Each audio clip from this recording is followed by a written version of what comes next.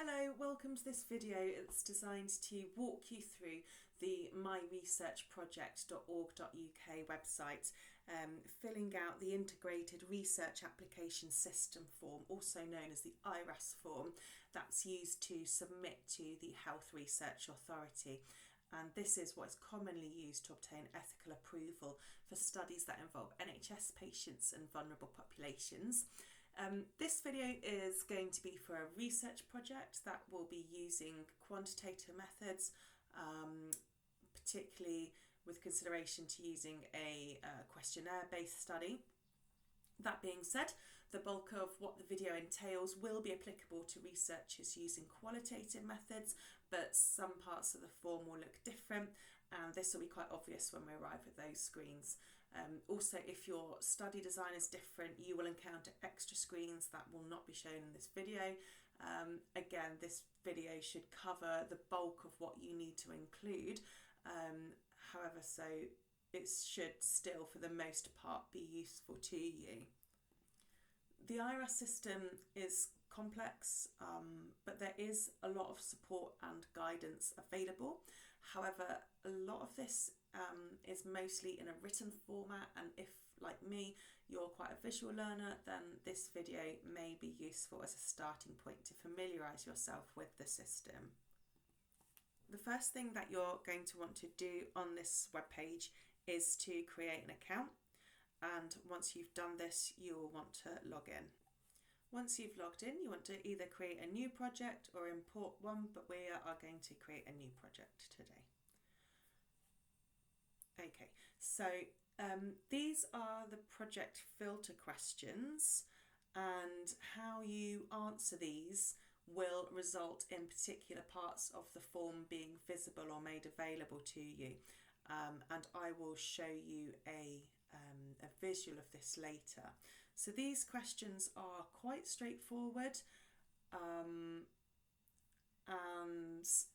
all of these questions, I think, have one of these little information buttons. So if you don't understand something, you can just click on the button and it'll expand upon it.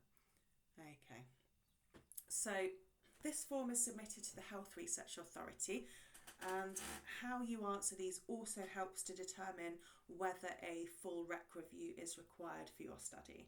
So a REC review is a Research Ethics Committee review, and it might be possible for a panel to look at your study and provide a favourable opinion, at least that's what we're hoping for, or there might be some striking ethical considerations that require a deeper dive, and you'll have to have a meeting with a panel to discuss some of these concerns in more detail. We'll touch on this a little bit more at the end of this video. What I'm hoping is that you will get an overall idea of not just how to use the IRAS form for yourself, but also understand how the IRAS form's used at the other end to make a strong application. So going back to these filter questions here, how you answer them will determine if further information is required both on this page and in certain sections of the IRAS form when you get into it. So let's just quickly fill this out, otherwise we won't be able to fill out the bulk of the IRAS form. So a short title for this project, let's have dementia carers experiences of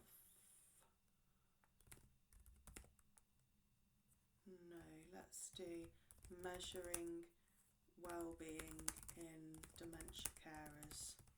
I was going to do something else and I thought it would be better for another title. I'll come on to that in a moment. This is my research project. It's already on administering questionnaires, so I'll keep that ticked. Answer to these is no for me. Which countries? Let's put England. Okay, pop-up box that we have to read. I've read this many times, but obviously you'll have to read it yourself. The applications that you require. IRAS form will be for most, but there are a couple of forms that you can attach to your IRAS form that we're not going to be doing today. Most research projects require a rec review. So I'm going to click no, we are not exempt, just so we can have a discussion about that. If you are exempt, that's awesome. This is an additional thing that you don't need to consider, but I'm going to do, for the purpose of this video, click no. Are any research sites going to be NHS organisations? We're going to leave that as yes. It's very typical to use this form, as I said, to obtain data using NHS, whether it's patients or clinicians or whatever. So this next question here, question 5A and B, is regards to funding. I'm just going to leave that as no at the moment. No, we're not going to have participants with children. No, not having, lacking capacity to consent. And we're not using the prison service for participants. So these questions here, for example, 6, 7 and 8, these are vulnerable population groups. This would open up further screens on your IRAS form. This video, we're not going through those. Potentially at a later date, we might do one of these, but not today, not for an initial video. Okay. Is the study being undertaken as an educational project?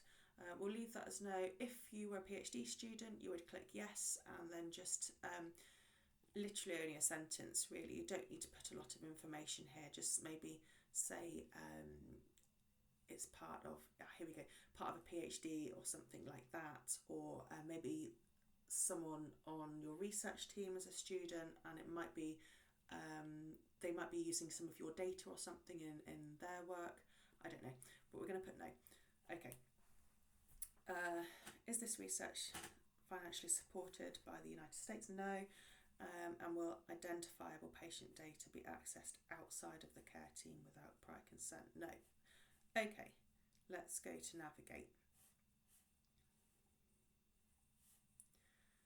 Okay, so you will jump to this tab first when you see on your screen here. This is essentially how you will work your way around the document, completing fields, coming back to bits that you didn't know, maybe you had to go away and find out or amend, and you can see here that there is a colour code for this section. Okay, so not everything requires completion. If you look here, A2 is in grey, A8 to A9, section 14, etc. And you don't have to worry about that, because as you work through the form, those sections will not become visible to you, so you won't accidentally spend ages on something that's unnecessary. So let's start walking through by clicking on the first box here. Okay, so the project filter question has already brought in the short title, and there is no version number at the moment. If you want to put a version number in there, then you can do, but that's just been transferred from the project filter questions. However, it probably doesn't capture exactly what your research is interested in or the title that you had originally considered, so we'll enter that in A1. Let's say measuring well-being in dementia carers, 12 months post-diagnosis. So that would be potentially too long as a short title. That's what I was going to actually use in the filter question, and then refrained because I thought it would be better as a full title example here.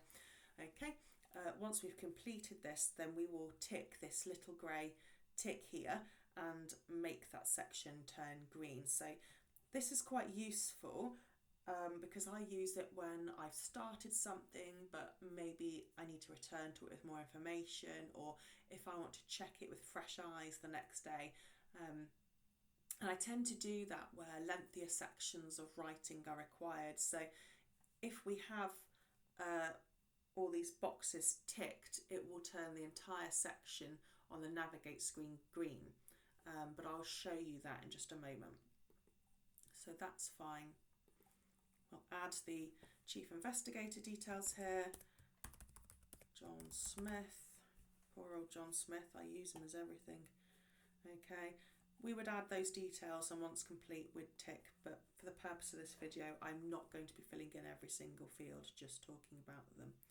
Okay, so as I said, it'll turn green. I'm going to click back to navigate to show you this. Okay, so we can see here that I don't need to revisit these. I don't need to amend anything. I don't need to check on anything or add any extra information. They're complete. I can quite happily go on to the next section, which is A4 to 5. So let's have a look here. Okay. So this is with regards to who is sponsoring you, and if you're working in a university, whether as an academic or a PhD student, this will be someone who is someone like a dean for research, so you'll want to check out who that is first if you're not 100% certain. Okay, for this section here, the organisation reference number is usually concerning the internal ethics approval. So yeah, that's just here, see, for conducting the study. So for me, when I applied for ethical approval for my proposed studies at the university, there would have been a reference number linked to that. So I insert that here because it shows that the HRA then, it shows the HRA that this has support and has been considered by the University Ethics Board. The protocol I always publish on the project website, and the project website for me anyway has always been my page on the OSF, so the Open Science Framework, and you can create an account there. I'd highly advise you to do that. That is on www.osf.io, and yeah, you can publish documents like I say, your protocol, anonymised data, etc., where it can be seen publicly, and then put a link to that page in here. Okay, so let's just tick that. Has the application been linked to a previous study? We're going to say no, because this video is intending to show someone how to do it for the first time. Obviously, if it's a yes, then you would put in the IRAS number of the study that it's linked to, so that IRAS number is here at the top, and you would just put that in there and just give a few details. Okay, next. Okay, so this is this page contains some of the chunkier sections of the form, and your summary should be in lay language, because you'll probably have some lay committee members on your review panel as well, as it being important to show that you can discuss your study with participants who will likely require lay language. And then you'll go on to describe some of the main issues, and it's quite nice here to give a description of the concepts that you're exploring first, and then lay out the potential ethical issues that you can think of, followed by things that you've considered that might combat this. So for example, if this was my work, I would give a description of what the particular intervention for people with dementia might be, and then list possible issues such as the administration of questions that are of a sensitive nature. How do I make sure that if someone gets upset that they are supported? Another good thing to put in this section is to list the researchers in the team and what their research experience is. Okay, so methodology, this is pretty easy, so we are going to do a questionnaire, so we'll just tick that. But as you can see, there's quite a few different types there. You can obviously specify if it's not already listed. I'll tick that because I won't need to come back and change that. Okay, you'll know your primary objective from what it is that you're hoping to find, and there may or may not be a secondary objective. If that's the case, just leave it blank, but don't forget to tick here, because you'll cause yourself a headache when you come back to submitting the form when it's complete. So even if something isn't applicable and it's left blank, I know I'm leaving these boxes blank because I'm just talking you through it. It's absolutely okay to leave a box blank, just so long as you tick it, because it then shows that that blank space is intentional. Okay, the scientific justification, this bit really is the background to your rationale. Okay. This is your design and methodology, so it will look much like a method section, including a timeline of the study, which would probably look quite similar to a procedure section. I think it's worth noting, however, that it's really important to be mindful of the language and the terminology that you use. The first time I ever did one of these, and I've done quite a few of them, was, I think I wrote in the section something like, the nurses from this team will be doing this. And this was causing confusion to the rec review teams because they didn't know if the nurses were doing something new or if the nurses were new to the patients, that sort of thing. So I've since learnt that using language such as usual care team or usual care really helped to clarify this. Okay. So this is looking at PPI, so patient and public involvement. You probably know that the HRA are really hot on this, and if you're not including patients and public in the process of devising your research, then you're going to have to justify this. And in this same space, it also asks you to specify, just to give a few more details as to how they've been included. So I'm just going to tick that for now and click next. Okay, so the form goes on to ask you to determine the group or the cohort that you're studying, and you can enter the specifics here with tick boxes and the drop down. So I am going to put mental health, even though I'm looking at dementia carers, because in this study, I mean, because the carers don't actually have dementia themselves, I wouldn't be ticking this. So you've got to be quite mindful, particularly of your population and how they fit into here. I have male and female participants, so I'll have a lower age limit of 18 and I will have no upper age limit. Okay. And here again, very self-explanatory because you'll have already determined your inclusion and exclusion criteria, so you can literally just pop that into these boxes here. Okay, so whilst you've already provided a timeline of events in section A13, this is more interested in what the time cost is to the participant and to the person who is obtaining the data, which may or may not be someone from the research team. So for example, in some of my work, the nurses who saw the patients were administering the questionnaires, and you've also got to think about everything that the patient will be required to do within your study. Each component needs to be itemised, so we'll consider a few things together.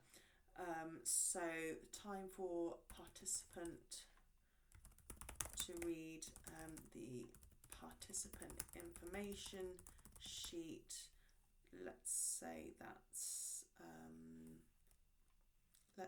6 minutes because it won't be very long. They're only going to do that once, so we'll put 1 in here. And number 4, so who's going to be conducting it? This will be the usual care team. Okay, so let's add a row and obtain informed consent and opportunity to ask questions. 5 minutes potentially. Do that once, and again it'll be with the usual care team.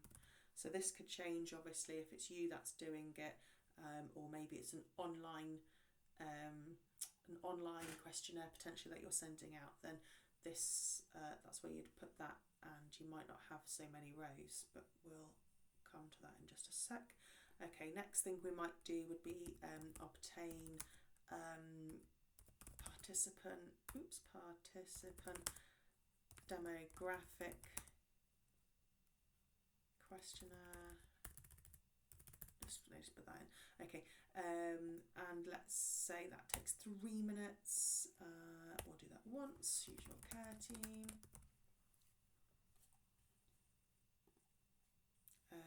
Okay, and we actually do have to measure well-being. So a well-being Edinburgh Warwick scale. So administer Edinburgh Warwick scale questionnaire. That shouldn't take too long. Let's say it takes 7 minutes. Obviously, you'll do the questionnaires yourselves and time them as you know.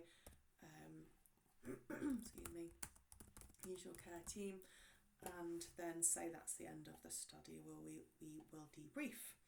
Okay, debrief and opportunity to ask questions. Let's say that's 5 minutes. 5 minutes. Need to put in a 1 there, and use your care team. Now I need to add this up. So that's 11:26, I think. 11.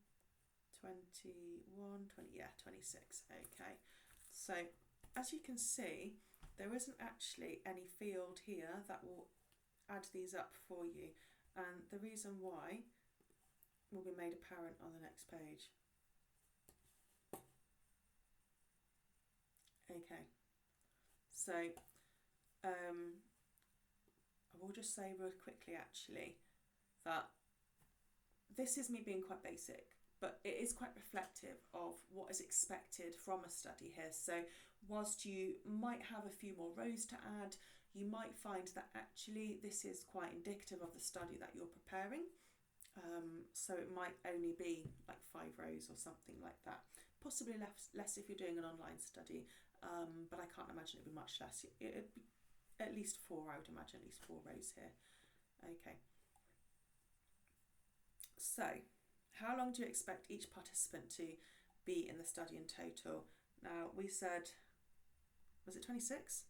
Doesn't matter. Let's stick 26 in. So I've forgotten already. Yes, it was 26. I've just seen where I've written it down. Okay, so 26 minutes per participant. So you'll see you've got quite a large box here actually to put this information in. And that is because you are kind of expected to mention how you're determining the recruitment of this participant here. That being said, there is a section on recruitment. So the only thing really that you need to put in here are examples of our participants being recruited for this study that have also maybe taken part in another study that you've run previously. If your study is independent measures, how do you determine who's being assigned to each group, that kind of thing. So not a lot extra, but a little extra. Okay, so here you would look at the potential risks and burdens to participants. So this is essentially looking at what might cause distress within the study and how you would alleviate these. So will you signpost in your brief, your debrief, for example? Could time be a burden to your participants if your study is especially long? Can your participants take rest breaks? How will these be managed? Yeah, that sort of thing. Okay, next. Okay, so this is fairly self-explanatory. I'll use my work as an example because talking about dementia isn't very comfortable, so I shall tick yes, and you can see that this has then been expanded upon. So how am I going to deal with this? Well, I would write here that, maybe the questions on topics of well-being are considered sensitive, and might be upsetting to consider, but because the usual care team are administering the questionnaires and such, they will support the participants who might be upset from the topics discussed. Obviously, if you're obtaining the data yourself, then you need to have a think about how you would meet these potential issues. With this question, participants don't always necessarily benefit from studies. So if you're implementing an intervention, then you would discuss that here. If you are interested in experiences, then there's no direct benefit. And you would say that also here, but you'd mention that, or rather what their participation does benefit. So it might shape the practice of services, etc. Okay, here also consider risks to yourself. It's very important. Okay. So yeah, here's a section on recruitment and informed consent. This is relatively straightforward, so just mention how you will identify the participants, how you're going to recruit them. Will identifiable information be available to anyone? Depending on how people were recruited, then you might say you might say something like I'm just trying to think. You might send, for example, if you sent out an online questionnaire where people would create a unique identifying number, or if you sent out an online questionnaire and you included the option for someone to leave their email address so that they could obtain a summary of the results found at the end of the study, then there is a fair chance that they might write something like John Smith at. So you need to think about that. So for me, I might click yes, because the usual care team might be identifying potential participants on my behalf by going through their records or something. Okay. So if you do click here, if you do click yes here, I should say, then the page will expand and you'll just need to provide some reassurance as to how confidentiality won't be breached. So will the data obtained be anonymised?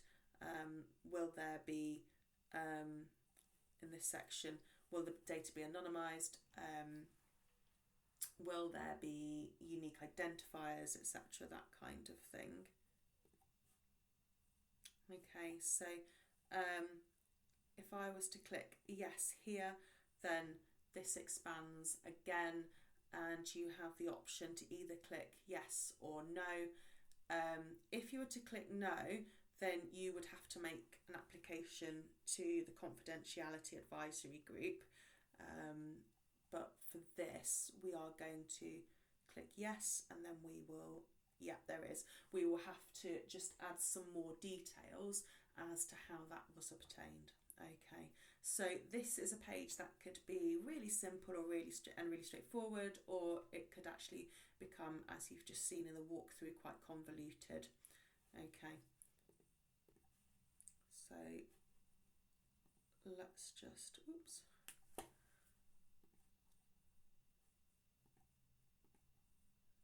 In fact, I will keep, no, that's all right.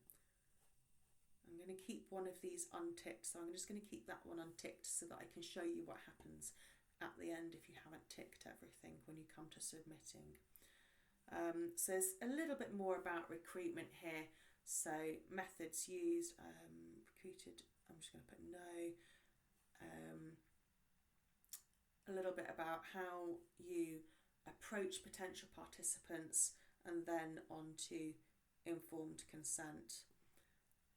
So like the previous page, this can be quite straightforward or it can be quite complicated. If you were seeking approval for a study where there may not have the participants rather may not have the capacity to fully comprehend what's going on, then you would need to seek consent from consultees. So that's, for example, if you were doing a study where someone had maybe moderate to late onset dementia, you might seek consent from a carer, or if your study involved toddlers, then you'd want to seek consent from a parent, that kind of thing. Okay, so let me just have a click on it. Okay, so that's a no because we are not using consultees. Just wondered what happened if I clicked yes. Let's go to next. So how long you allow potential participants to decide whether or not they want to take part is referring to how long a participant has to withdraw their data and how they can arrange for that to happen.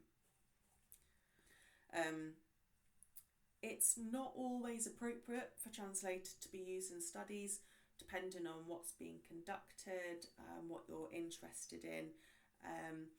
Whatever answer you give here has to be justified. So if research is self-reporting, then a participant might be required to be fluent in English, just as an example.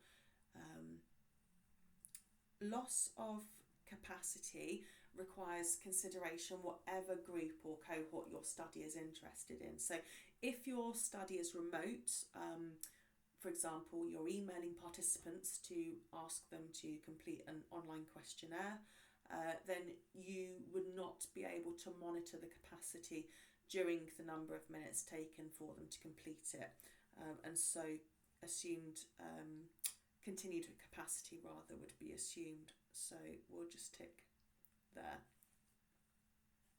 Okay. So confidentiality, again, this is quite straightforward, where you would just indicate how personal data is stored and used, and a little information as to how this would take place. Just 1 second. Excuse me. So yes, so maybe you would be university computers, for example, so you could be storing data there, and then you might just give a little bit of information about that just in here, and then you have described the physical security arrangements, so that's just indicating how the personal data is stored and used, and how this would happen. So are you going to save it on an encrypted file, or are paper copies in a lockable filing cabinet, that kind of thing? Okay, just quickly check that's ticked. Okay, and then ensuring confidentiality of personal data is quite similar to the above, but maybe think about actions such as identifiable information such as names being kept apart from the same location as the experimental data, for example. Okay. So who has access to the participants' personal data in the study means listing the names of particular people in the research team and what their role will be. So not everyone in the research team will necessarily be involved with data collection. So, you know, I could write in here that I will be responsible for describing the study to participants who contact me to take part in following reading the information sheet. I might then write John Smith's name in here as the person who will then summarise the outcomes of the research and email participants who specifically requested this information, that kind of thing. So yeah, quite straightforward. Okay. So scrolling down, this question here about who's involved in analysing this data and what makes them qualified to do so. So I don't know, it might be someone who, if it was a student, for example, you could say that they had done a module in advanced statistical analysis or something like that. I don't know. But yeah, you'd have to consider really who's going to be analysing the data and what makes them qualified to do so.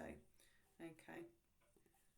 And then down here we simply have the person who's going to control and care for that generated data. That's quite simple and straightforward. Okay. Have a think about how long personal data will be stored for following the completion of the study, and why you need to hold on to it for that particular length of time.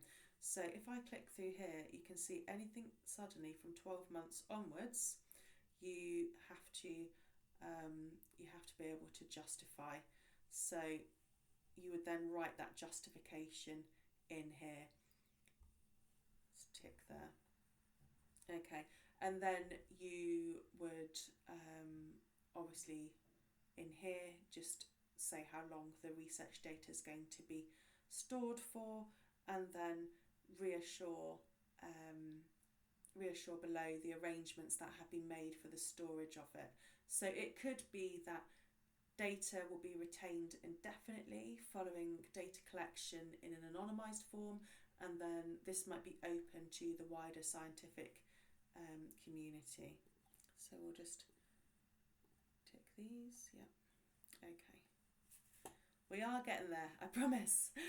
Well, we're populating the fields anyway. So you now need to make it known if you're providing any kind of incentive to take part in the study, or if you are getting any kind of personal payment to conduct it, and make it known if CI or anyone else in your team has any kind of involvement with whoever's sponsoring or funding the research. So I will put no, although some people do use things like, I don't know, Amazon vouchers and things like that, but we're just going to click no. So here you have to make it known if you intend to inform GPs of participants taking part in your study. In clinical research, this should always be yes, and in non-clinical research, best judgment should determine your answer. For my research, I am going to click no. I don't think it changes anything. Oh, it does. You do have an extra field here about permission from participants to inform GPs. Of course there is. I should have realised that. I'm just going to click no though for the now. Okay. Okay, so research should always be registered, and you can see here that the IRAS form tells you to justify if you're not. So there may be a particular public database excuse me, relevant to you, but if not, then you can just use the Open Science Framework, or the OSF mentioned earlier, to make your anonymised data available. Okay, so check the whatever options to say how you're disseminating your research findings and where identifiable data is being used. You need to stipulate how anonymity has been kept if you intend to publish your results. So names of participants could be turned into numbers. If a participant maybe mentions the name of a town in a quote that you've used, maybe write the words town name in parenthesis, but say that you would say that here. So I'm just going to put here, just do conference here, and then yeah, I would I don't know, say names as numbers. Okay, so here, notice how the IRAS form asks how and when you'll share the results of your study's results from your participants, not actually if you intend to, but rather how and when. So this is quite an important consideration. So if it's appropriate and applicable to your study, then you might say that if your participants want to be kept informed of the results, or a summary of the results, not personal results, they can provide you with an email address so that the summary data can be sent to that once the study's complete. That's one example, but this is where you would write it. Okay, so next, the IRAS form just wants you to determine who's assessed your research for its scientific quality. So this could be just one tick box, it could be 4 tick boxes. Just select all that are applicable to you and then write a little bit about that process in the text box below. So it might be that the research proposal was assessed by a research council who agreed to fund it. It might have been entered through an approval system to an ethics committee within a university. Further, if your work is submitted for publication, then it will go through peer review. That's the kind of thing that you'll be saying here. Okay, scroll down. Have I ticked it? Yeah. So you'll then discern the statistical components of your research and state who's reviewed them, and you'll enter the details of the main person responsible for the analysis of the data. So if you are a PhD student, for example, then this person is probably going to be you, and you'll just enter those details in here. Okay. So the primary outcome measure here is quite simple, and it should not be overthought. So it could just be the quantitative scores of well-being, just referring back to our Edinburgh Warwick scale that we used as part of the timing section. Yeah. Okay, so on this page you'll state any secondary outcomes, and you will also enter the numbers of the participants required. So further details don't have to be huge amounts more. So I am going to stick in here 110. I might say that I am interested in kind of not related to anything that I've said previously in this form, but I might say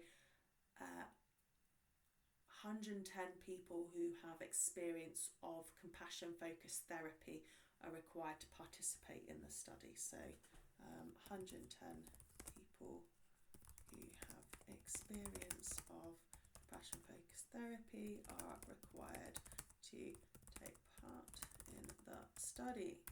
Study. Okay. And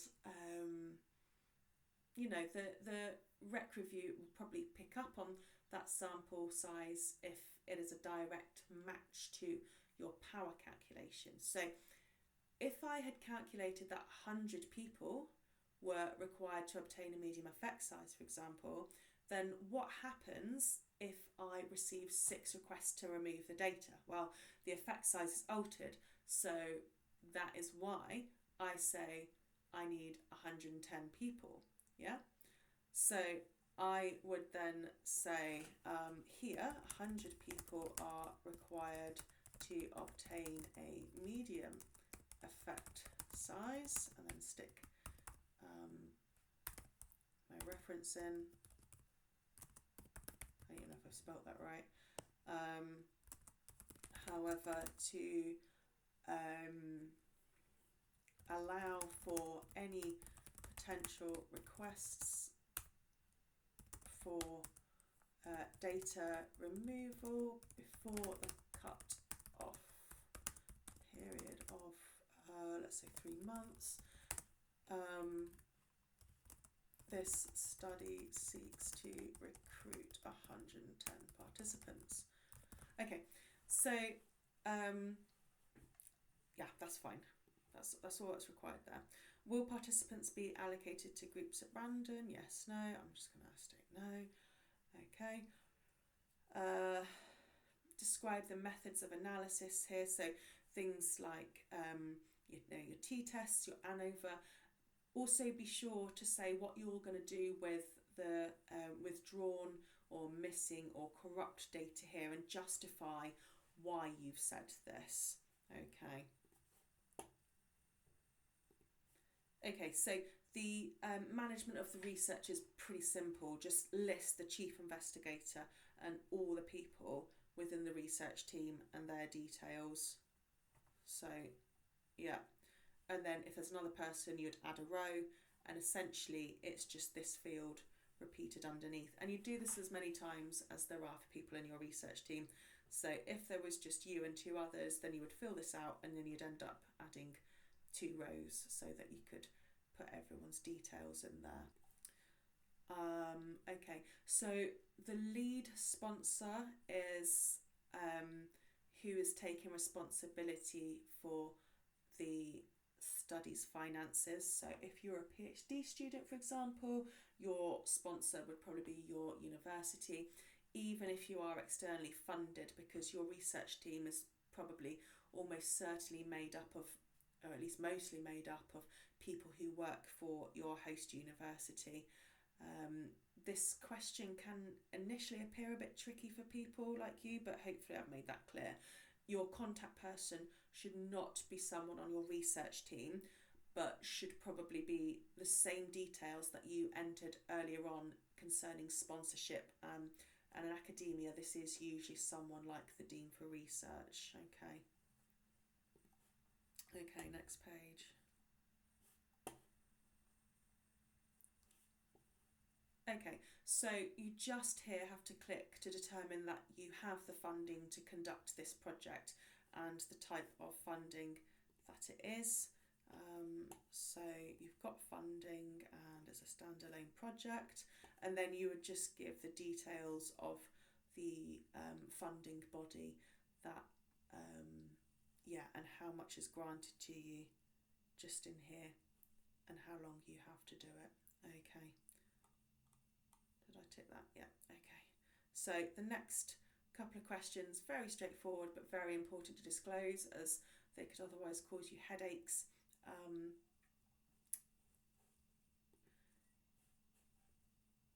Okay, and then you would just here give the details of the NHS trust if you are working with one, and say which region they are in.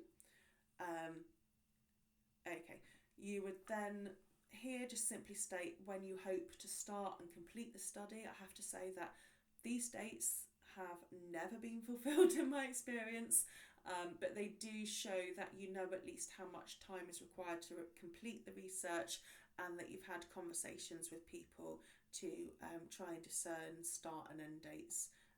They're not usually a million miles away. You know, if I put in here, I hope to start in June 2024, then, you know, if I end up starting in August or September 2024, then that's absolutely okay. Okay.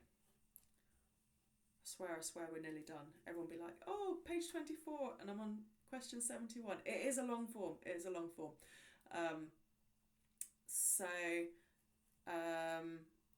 Single centre and multi-centre are self-explanatory, and hopefully you're well aware of where the research is taking place.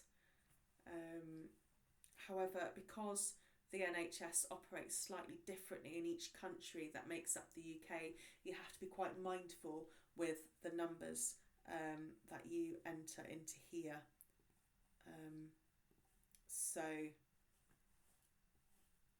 yeah, just don't forget to add together the total sites that are being used in the study. So let's say I have one in England, and again, I know at the beginning of this I said that I was only using centres in England. I've got one in Wales. I would then oh no, that's cool, it adds it up for you, so that's grand. I'm just going to go back and get rid of the one in Wales just in case that causes me headache at the end and it says you said you're only using England. So I'm going to guess that if I click next and then immediately click previous, yeah, it's already in there, look. Okay, so let's just go back to where we were. So A73.1 just wants to know if participants will be sourced by anyone else other than using wherever you're located. So such as a university or a charity or a research centre and the NHS. So maybe you will use one of the previously mentioned to identify potential participants. So if I am working for a university and I'm doing a study with a particular NHS trust, might I use a charity to help me source further participants? Yeah, so I put yes in there, and I think that would expand. Yeah, and it would ask you for some further questions. Okay, I'm just going to click no for the now. Okay. This question here is just to confirm how your project is monitored and audited. So this might be trickier for PhD students again, but you could say that the study forms part of your PhD programme and it's subjected to termly or annual reviews, I don't know, with an academic independent advisor to your project, for example. That could be a way of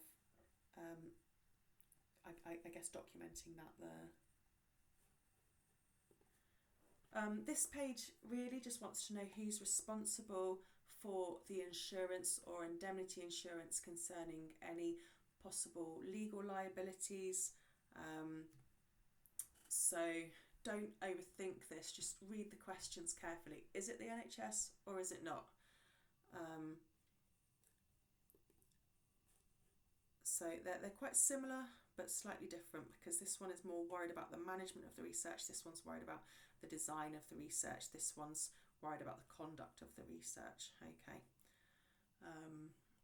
So then what you have to do is just determine whether any new processes or products will be generated, because this could throw up the question of ownership, and then this would be complete part A. I'm just going to click no here, because we're just doing a questionnaire, but it could be that you're considering a new product or a new intervention or something like that. So as promised, this now has completed part A, so we can't go on. I don't know, I have a next button, but I think we'll just go back to navigate. Okay, so this is not a detailed overview of the IRAS process, and it cannot be, because every study is different depending upon the study type and the methodology chosen. There are so many variations that it would be completely impossible to capture it in a single video. And I wouldn't be the right person to do this either, because I couldn't talk you through pages on medical devices or qualitative interviews, for example. But what I do hope, however, is that it provides you with a broad overview of most of part A, which constructs the bulk of your IRAS application. I would say, however, though, that if you do navigate pages of what I was just mentioning, medical devices or qualitative interviews, and receive a favourable opinion, then you should definitely seek to do your own YouTube video, because then hopefully it will provide a more holistic overview of this rather complex system, which can then be shared and understood more widely. And I think what we'll do now is we will scroll down this page to part C. You can see here, look, part B and all the different things that come under part B. But part C concerns the research sites. So let's take a look here. So here we will have to list all the research sites and their details that are involved in our research, and whether or not they are NHS or health and social care, or not. There might not be either of these two things. And then state which person in your research team is then linked to that site. So I might be at, let's say, Nottinghamshire Healthcare Foundation Trust or something, and I put my name in the investigator name.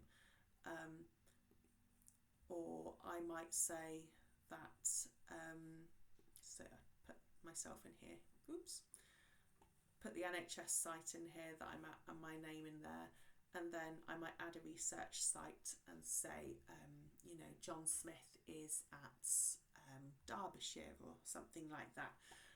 Okay, and then once that's complete, then we will tick there and go back to the navigate page. Okay, so we have completed everything apart from here. That's on purpose, but everything that isn't greyed out otherwise apart from that has been complete and is green. Okay, so notice the tabs along the top. How do you submit?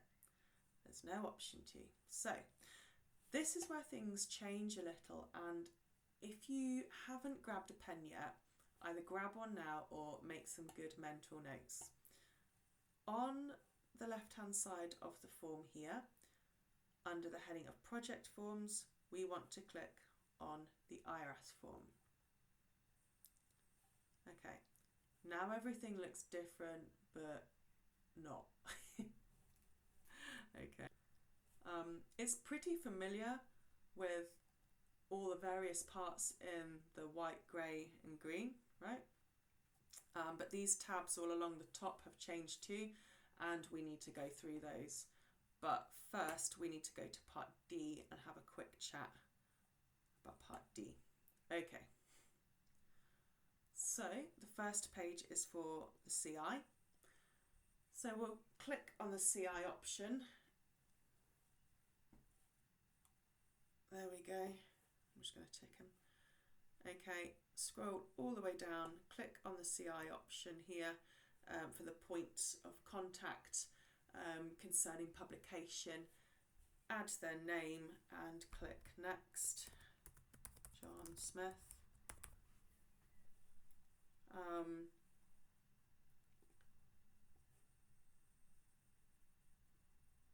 Sponsors representative, so this would be you know, your Dean for Research. What can we name him or her? No, let's have a her.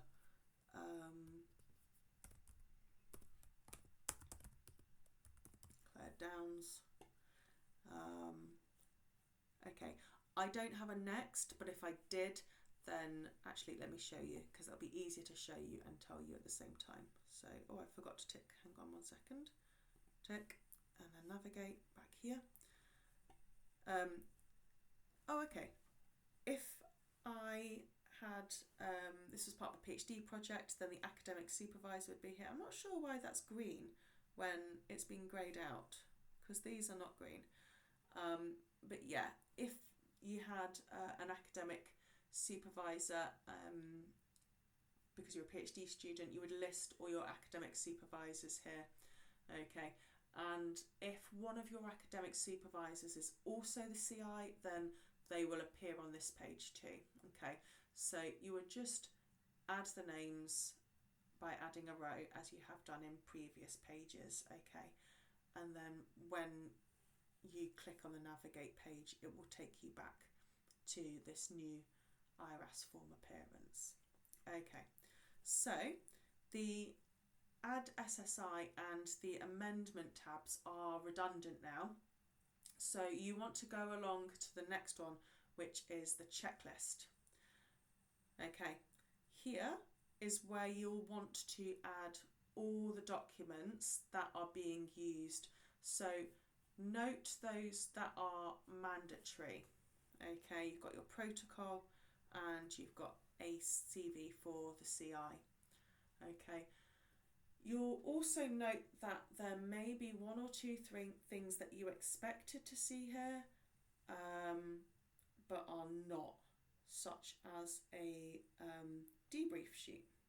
So it's quite comprehensive, you know, you've got an awful lot of bits and bobs on here, but there is no debrief sheet. So if you scroll right down to the bottom, and you should see, she says,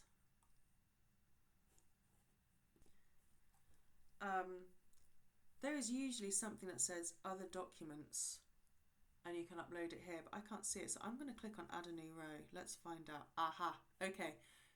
This has changed in the space of just a couple of weeks since I last used it. So other documents, here you can just upload it here. So you would upload your file, choose your debrief, and you would literally just type debrief. I'm not sure it'll let me upload something that doesn't exist, but yeah, no records to display. It's fine. That's essentially, that is how you would do it. Okay.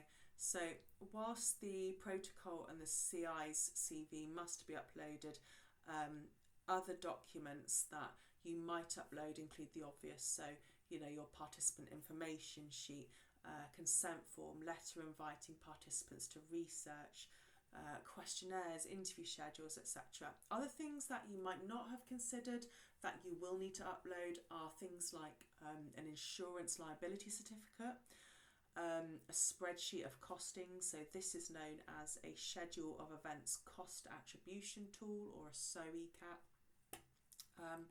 An organisation information document if you're involving other organisations to enable your research, such as the NHS. Something to guarantee your funding.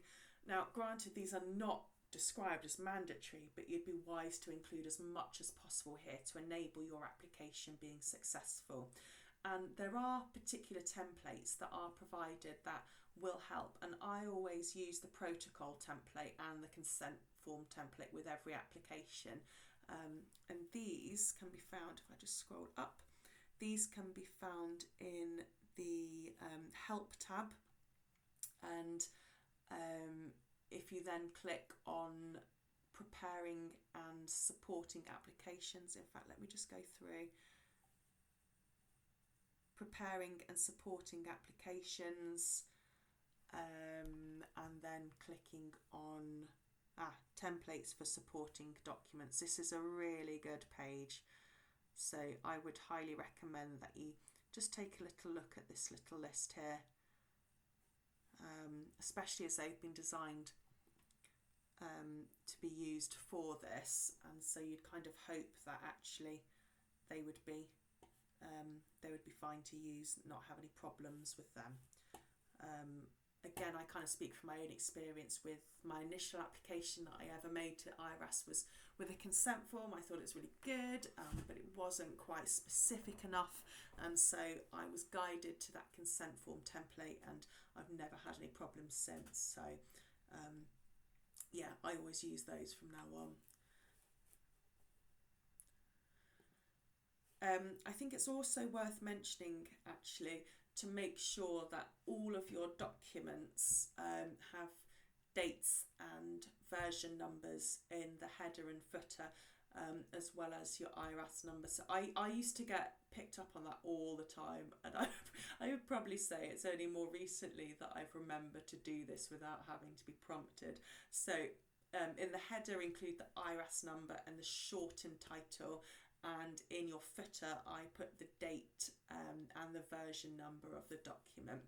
A further note from my own learning is do use the protocol template. Just thinking about it, I know I've just said about the consent form, but the protocol template is far more comprehensive than you can possibly conceive, and before this my protocols were probably only a few pages long at the most. So learn from me, cover your back. Highly recommend that you use the protocol template. Okay, let's move on out of here. So let's click on the transfer tab.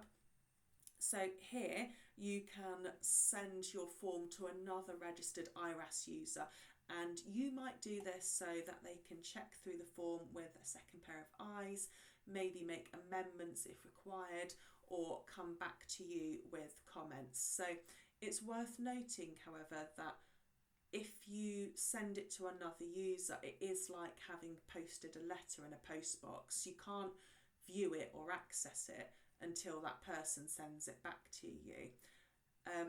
If, however, you think that you need to change or add something and the person that you sent it to hasn't accepted it yet, you can retrieve it, and you do what you need to do and send it on again. But it is just something that you need to be aware of. Okay, authorisations now. So every single person listed in Part D will need to sign this, and if you're a PhD student and you have an academic supervisor who is the CI, then they will need to sign it twice. You can request multiple times. So for example, if you haven't had a response from someone and a week later you say, oh hey, did you sign the IRAS I sent you the other day, but their inbox has been so manic that they might not be able to find it so easily, then you can just send it again. However, another thing that you need to be mindful is that if any person has authorised the form with their electronic signature and you make any amendment, no matter if it is typed or a checkbox ticked or a drop-down option changed, the entire rigmarole of obtaining everyone's authorisation needs to happen again. So it is a pain in the backside, but you can kind of understand why this needs to happen. So be absolutely certain that your IRAS form is as perfect can be before you even think about requesting signatures. And again, I am talking to you from my own painful experiences. So if you remember what I said in Part D about don't worry that page was being left incomplete, well, these signatures here complete those pages. So when you get some, you can go back and take a look. We put the names in, we didn't sign it obviously. This is what populates those signatures and the dates on those pages. Okay, so the next is save print. You can save a blank form here, or you can print a populated one. Why? Well, it's quite useful to have a copy in front of you at your rec review meeting, as the panel often refer to parts of the form. So they might say, for example, you say in A12 that you're going to do this, this and this. Can you tell me why you haven't decided to do this, this and this as well? Wouldn't that be more appropriate? If you click on print, it doesn't actually send it to the printer, although it makes all the right motions. Actually, instead, it downloads the PDF. So you can send that to your research team, and you could potentially have it on another monitor for the review instead. Also, by sending it to your research team prior to submission, they can add comments to the PDF that you can then implement if you don't want to be transferring it between people. Okay, and finally, e-submission. So the first thing that you're going to do is check your form, and this will bring up all the areas that need to be completed by you, and this is demonstrated through the green ticks. If there's anything or anywhere that hasn't been ticked off, it won't actually let you proceed to the submission until it has been completed and ticked. So again, do not find out at this stage that something isn't complete when you've already had your research team authorise the form already. Do this beforehand. Okay, so let's click check your form, and then it should come up. So you can see here that the form is not completed. Yeah, it says you need to find these questions and go and implement them. Oh, so I actually didn't realise that I had left that one off, or maybe I had thought about it at the time and forgot. So I have two areas that I need to go back and check. Okay, let's do that now. So we will go back by clicking on the IRAS form. Oops. Navigate, even. Project title, yeah, there it is, look, because it's white. Tick that. As you can see, the details that you need to put in here will come through after you've booked, and it will not throw your form out. You will not need to request new authorization from your team. Thank you, Lord. Okay, that's one done. There's the other one. Okay, that was the intentional one. Okay, let's go back to navigate. Let's go back to e-submit, and let's use check your form. And hopefully, hey, the form is completed. You can submit or proceed to submit. Okay, sweet. So after doing this, we will then click verify your form, and this will tell you if anything is missing that should be included. Okay, so yeah, these are things that we would need to add and include. Again, make sure that you are clicking these boxes, these buttons rather, before you're getting your team to authorise.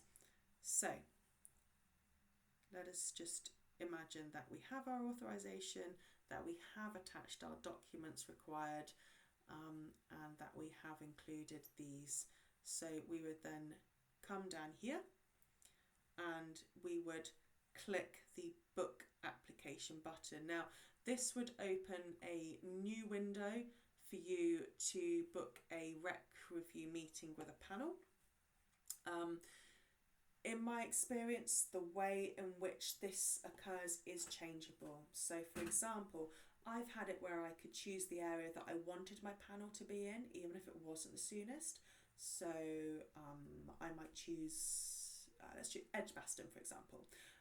Or I might have an earlier one with the Brighton and Sussex and choose them. I do think that you should consider where the location of the study is taking place, because a panel local to them might have more understanding as to how referrals take place to the NHS trust in that area if you are using or seeking to use NHS patients' data. So there is no certainty at all. However, it might be possible, and that is usually what I prefer to go on. You might be more pushed for time, however, and you need a meeting held sooner, and that's absolutely fine too. In my most recent IRAS application, I went through the process and I wasn't actually given any booking options.